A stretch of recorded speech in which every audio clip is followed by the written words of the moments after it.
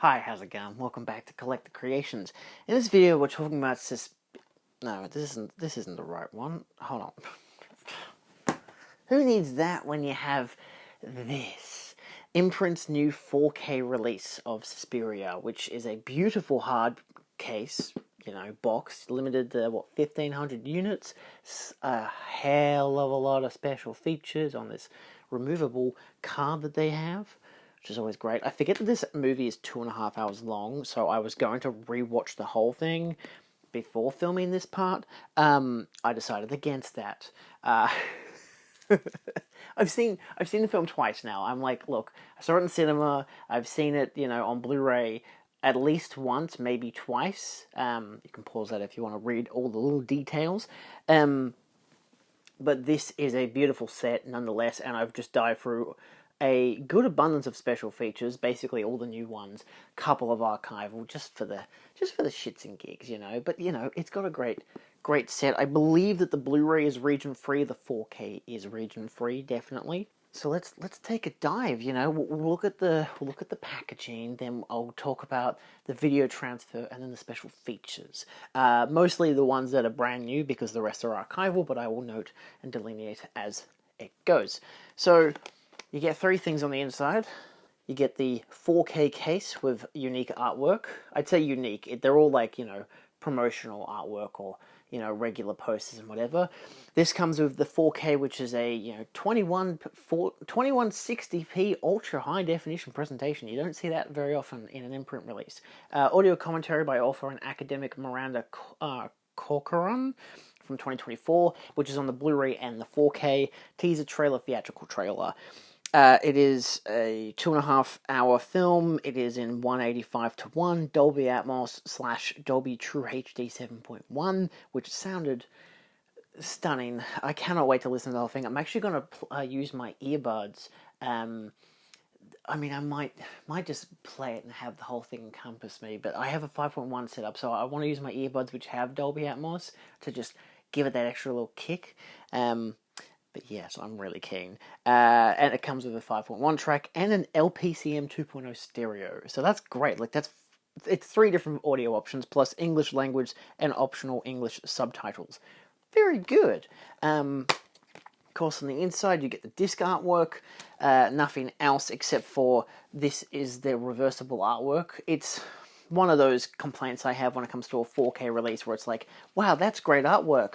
I can't fucking see it, but I don't blame Imprint on that. It's kind of a stereotype when it comes to 4K releases now. I've gotten plenty from other boutique labels that have the exact same problem.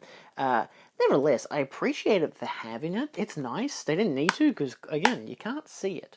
I've still got the standard Australian release, which, special feature-wise, only comes with making of Secret Language of Dance and the Transformation of Suspiria, with a 5.1 track for the audio, so at least this one's already a big, huge plus. It does have different artwork, so I might keep it. I don't need to now, because it also comes with this in a clear case. This is the Blu-ray and special features disc case, which obviously details all the stuff there. How stunning. Love it. 10 out of 10.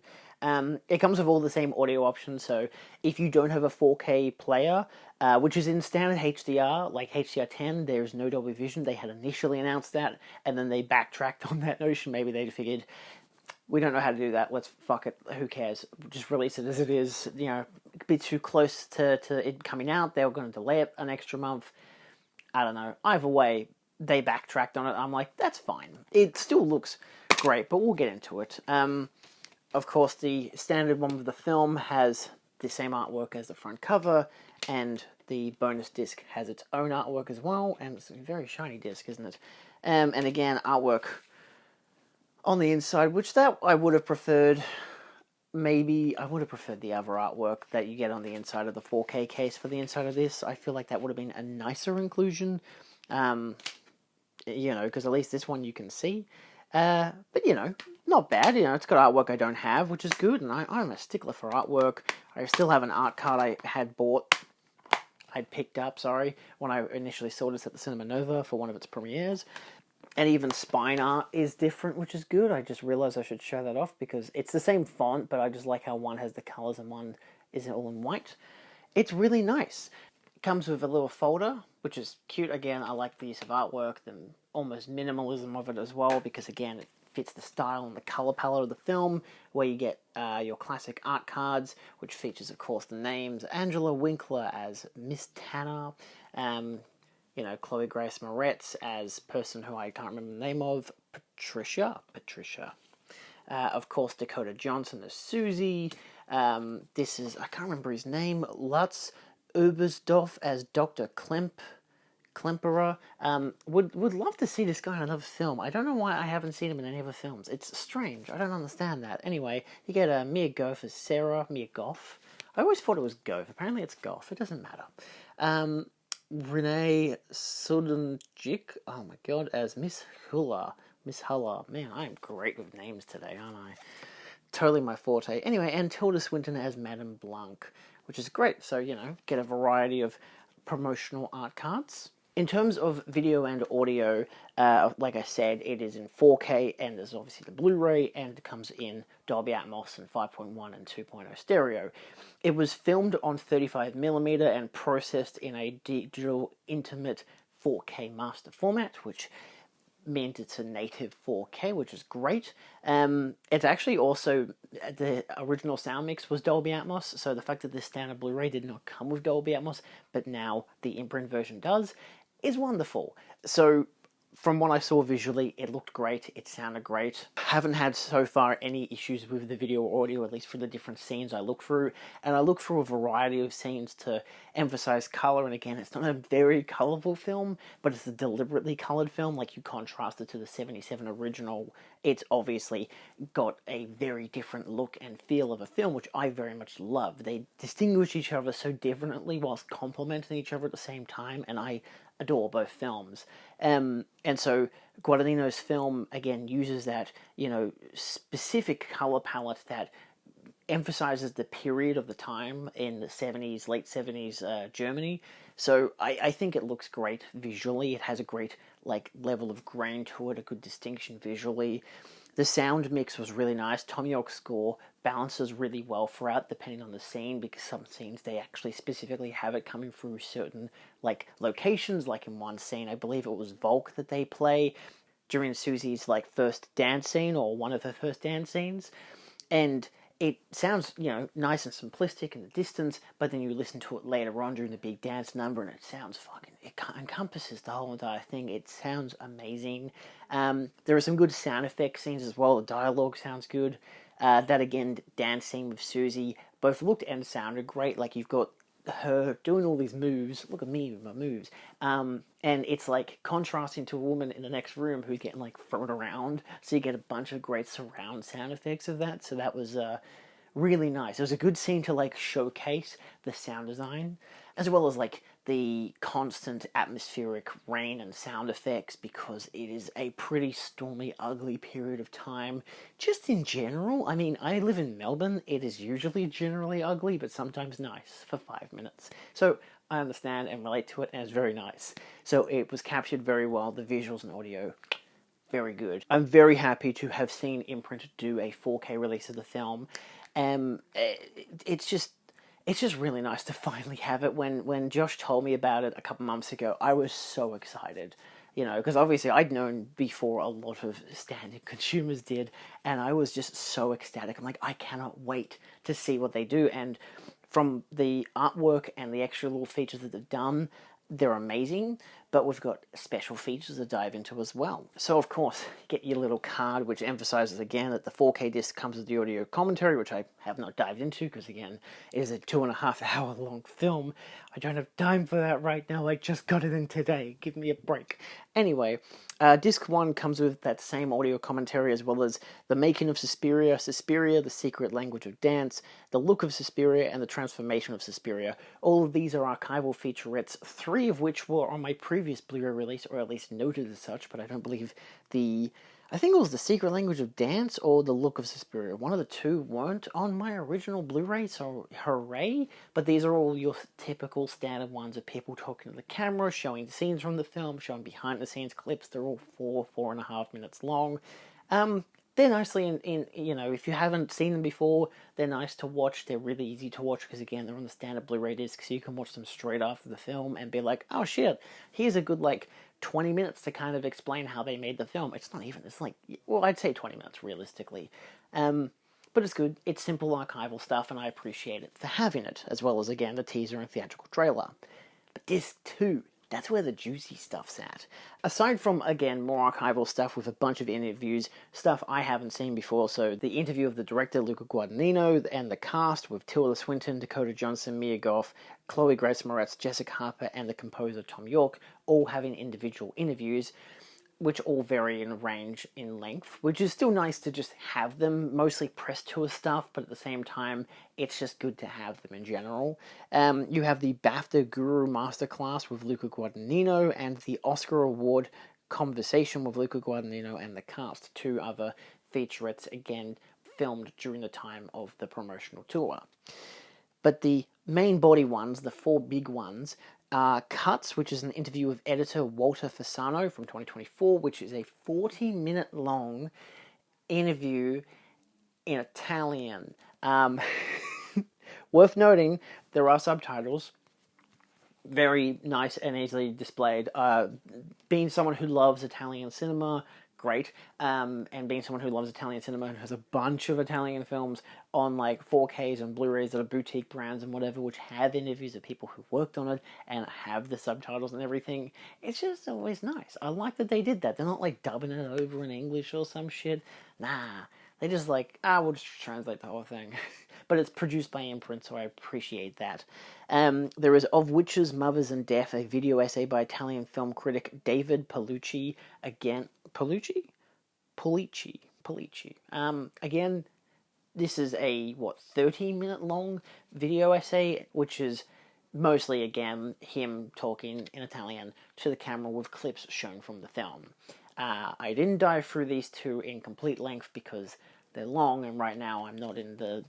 I want to film this video, but I'm taking note of the runtime and just basically what they're about.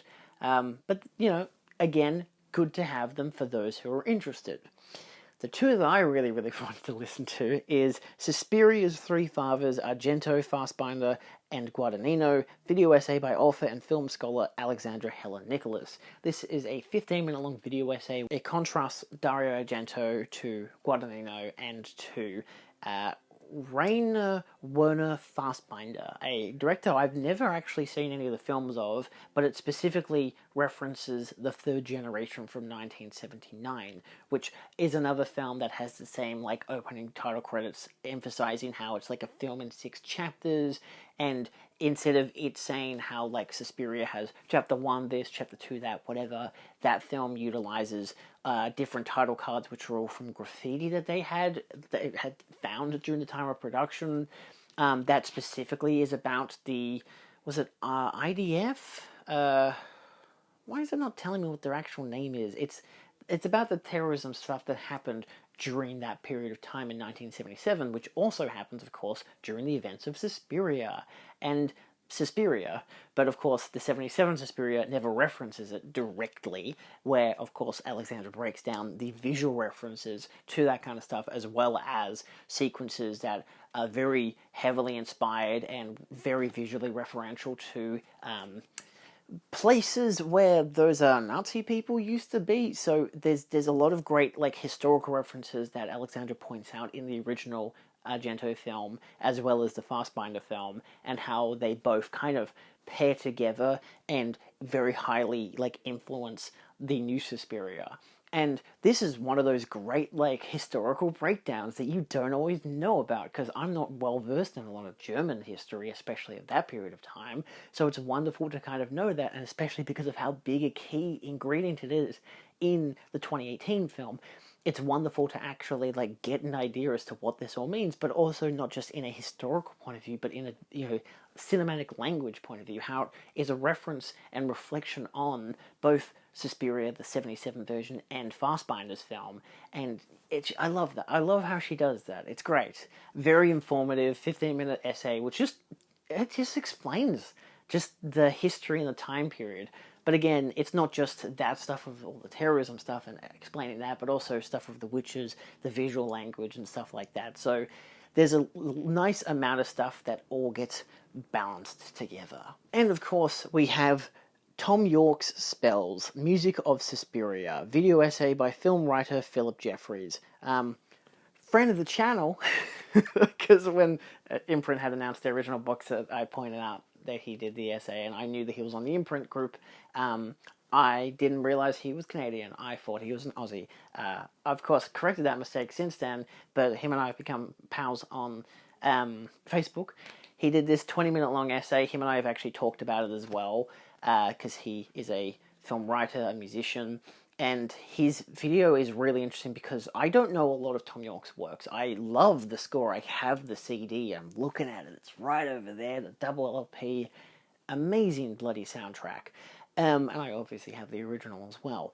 But it's really interesting to see him talk about like Yorke's like influences from both his own days, from his different bands and whatever, but him like as this kind of hip-hop producer and how he combines all these different elements into his music, how they relate to the film and how they emphasize certain themes and certain ideas of character, and like even through both lyrics and like through the music itself.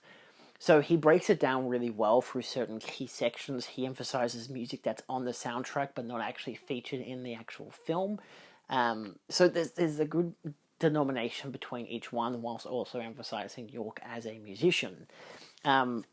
With admiration to Yorke as well, from Philip. So again, these two are very nicely produced video essays which go into essences of the film that you wouldn't necessarily always think about, but me being someone who likes to learn more about these kind of things, it's just a good starting point at least. It definitely means that, yeah, I need to listen to Radiohead. I heard like a couple of songs because, of course, there's always those hit singles that will just play on the YouTube music, but, you know, I need to do my own historical referencing and research to understand these kind of people, but this is a good starting point and gives it good context within the actual films themselves, much like with Alexandra's video essay talking about Fastbinder and how I am so not well versed in any of his filmography, and yet I have an understanding as to how that influenced this film. So, as an overall, what do I think of Suspiria? Suspiria is a tremendous set. To have it now in this beautiful hard case, the 4K, the Blu-ray, the Dolby Atmos, with all the special features under the sun, it is wonderful. I'm very interested to listen to the audio commentary because, again, this is such a deep and, like, just purely artistic movie whilst being so thoroughly horrifying and interesting and compelling, and I've always loved it. I still remember the first time watching it, and we had, because at the Cinema Nova, a local cinema in Australia we have in Melbourne, they had a premiere thing, and they had a little room that you could go to afterwards, and we could all chat, and I was a huge fan of the 77 one, and I'm like, I don't know what I just watched, but that's a good thing. Like, just the shock and awe, and I still have that with this, and hence having this set is such a huge upgrade from the previous release. I think there may have been a 4K released in Germany. The classic Germany can just get all these fucking releases on a media book. I don't know how. But either way, I'm happy that we have one with an all regions disc, and it just looks and sounds great. So I plan to watch it when the sun goes down, because it's now springtime in Australia, so the sun doesn't go down until like 8 p.m, and it's a 2.5 hour long fucking movie, and I gotta edit this video. So, yeah. Anyway, I'm super excited to rewatch it. I definitely highly recommend the set. It is pricey for $110 Australian dollars from the website. Worth noting, I had bought it as the Imprint bundle for the whole October set, which I'm doing a separate video, just doing an unboxing of. Whether I do breakdowns of them, I don't know. Depends if I got the time. But this one I was very, very much wanting to get. And for the price point, yeah, it's a lot, but it's also, to be fair, I'm still not completely happy with it, but I'm happy that I got it in the price that I did, because it basically knocked it down about $40. So, yeah. If you can get it on sale at a local Australian retailer, JB Hi-Fi, then go for it. Otherwise, it's definitely the best version to get. Price, will depend on the person, but for the most part, this is a spectacular set. Eventually, the limited edition will sell out, and they'll probably sell a individual 4K in a slipcover, maybe a standard release of the 4K and Blu-ray. I don't know what they're going to do. They haven't really done that yet with a 4K release to have an individual thing, whether they do it as a free disc case or not. I don't remember if they've done anything for that. I just know that they've done War of the Worlds as a 4K steelbook, and I don't know if they've done any other 4Ks that I've seen, or that I know of that have standard editions yet. So, I don't know. Keep an eye out if you want to get a cheaper price at a later date. But for the most part, if you're a big fan of this film, I highly recommend this. Beautiful packaging, beautiful artwork, great special features, and a great just physical digital presentation. Because, of course, it is an Amazon film. The fact that it's getting another, and in this case a boutique release, very good. So yeah, anyway, thanks for watching. See you guys next time. And, I don't know. Don't join witch cults, maybe? I don't know. Question mark. Or maybe do. I don't know. If Dakota Johnson's in one, I'm down.